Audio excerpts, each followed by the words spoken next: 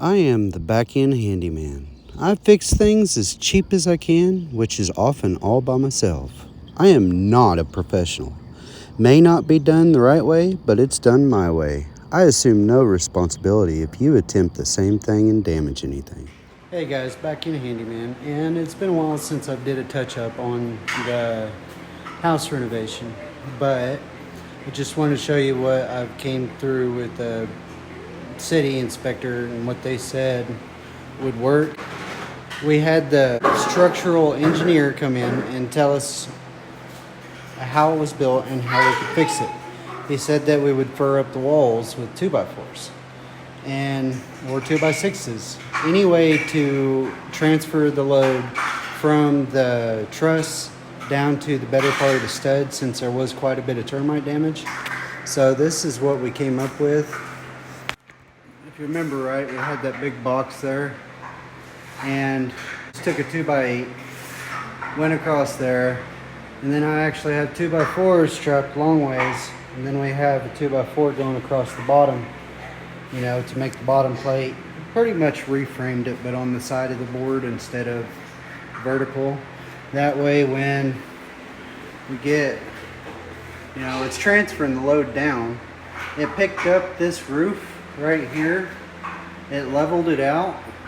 I'd say right there in the middle, about where that vent and that light used to be. It probably took it up a good half an inch, 3/4 of an inch. It was swooping down pretty bad.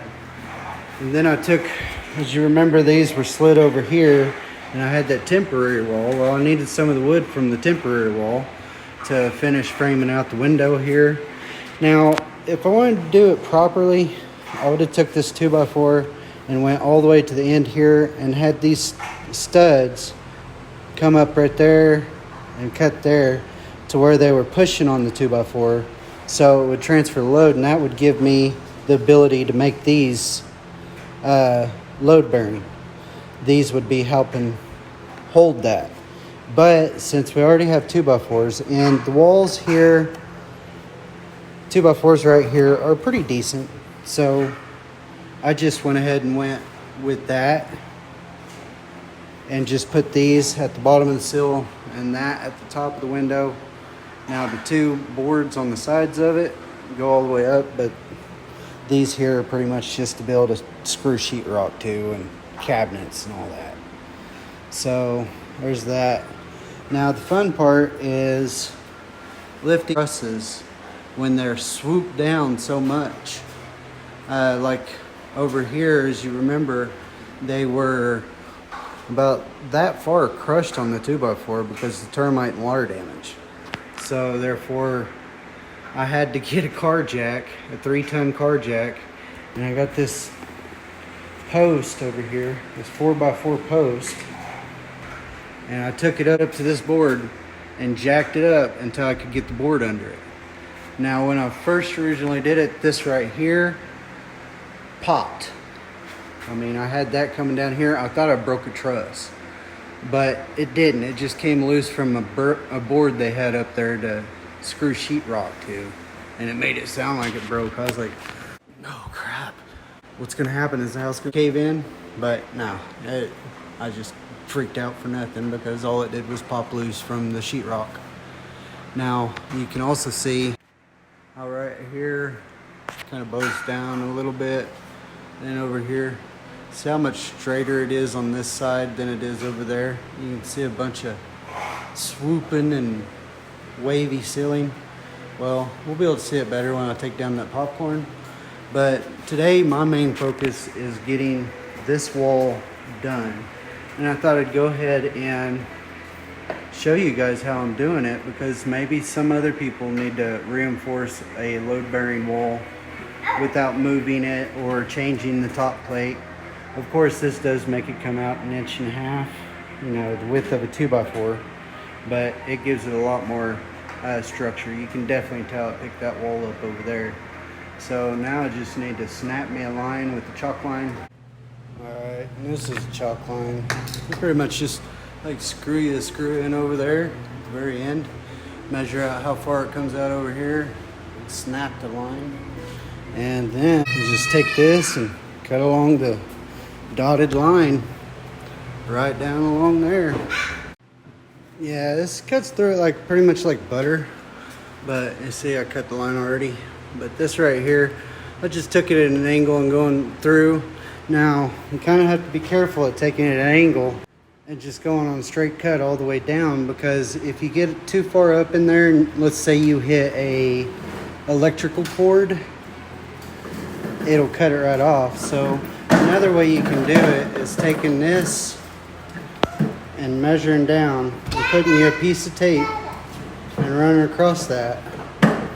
And then as you go across, it takes a little longer to do it this way, but it's safer. But you take it and you just go straight up all the way down the sheetrock, just to make sure you're not going to hit any power lines. But you know, I Rambo'd that stuff and I just did it diagonally, kind of took it at an angle and just cut it like a saw should. Right now, the fun part, I get to drop it and get covered in loose fill insulation. This part really sucks. Shoot, just cutting the sheetrock kind of messy. So, but this part, this is stuff that's been up in there since the house has been constructed. Remember, this is the original part of the house on this back wall. So this was an outside wall. It's load bearing with the second story built on top of it. So it's got a heck of a load on it, which is why we're building these supports up. I'll let you watch me pull this down and let you see how messy it is. It sucks so bad. You stay back there, Ryder, okay?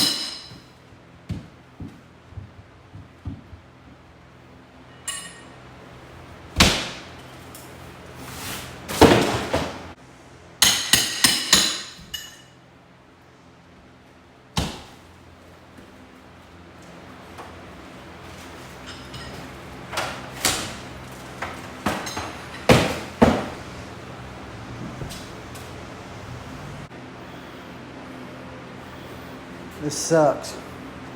Look how dusty it makes everything. That's why I put the fans over there to blow it out. So now I just pick up the sheetrock and I bag up the insulation and I can put the insulation back in the attic. And the sheetrock and stuff, of course, trash. Let me get that cleaned up and get the extra nails pulled down. And then I'll show you how I brace up the wall. Now I need to cut power to this back here and pull these two receptacles off because the studs are going to go up against that. So I need to do that bottom plate and then I'll be able to run up the boards. I'm probably going to have to take the sheetrock off this area with all the wiring so that I can see where all the wiring goes to. I don't know what these go to. I know that one, I'm pretty sure it comes up in the bottom of the breaker box, but there's not a white one that comes up in the bottom of the breaker box. So, no idea on that one. Then we got those two that go running over there. So, I'm gonna get these loose, and then we'll reframe the wall, and then we'll worry about all that other stuff. Alright guys, this is what we're looking at here. There's my 2x8 up there. I came across. And I put a nail right there to hold it in. And I put it on top of that board. And then I put a nail right there to hold it in. And then I set it on that nail. And that's how far down it was.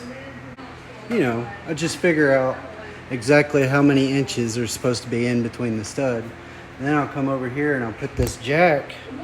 See how it's sitting on the bottom board that I put on there? going across. I have a screw over there to hold it down. But over here, I don't have it nailed or nothing. I put the jack on top of it, and I put this 4x4 post up there going to it. And then as I jack this up, it goes up, and you can see that I've moved it that much already. And then this pre-cut 2x4 that I've measured the exact distance of what it would take, put it on there.